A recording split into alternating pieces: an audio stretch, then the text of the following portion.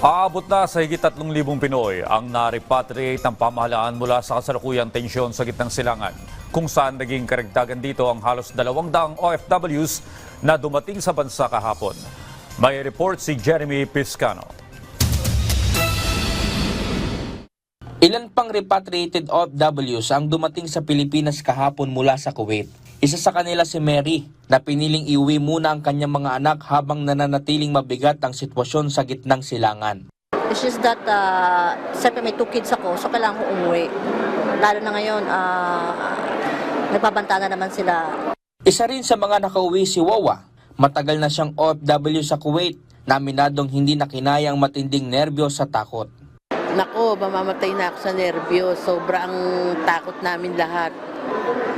Buti nga, noong nagpasabog ng sunod-sunod, nasa hotel na ako. Ang bahay namin malapit sa refinery, yun ang pinapasabog. Ito ang karaniwang dahilan ng ilang Pilipinong mas piniling unahin muna ang kaligtasan at makapiling ang kanilang mga mahal sa buhay.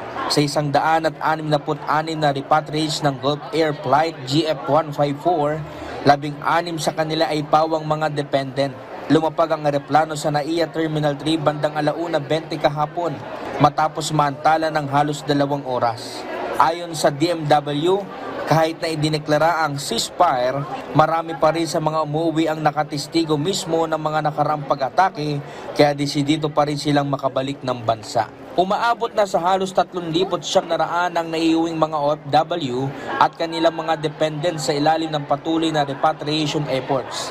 Tinitiyak din na handa ang pamahalaan kung sakaling muling lumala ang sitwasyon sa rehiyon.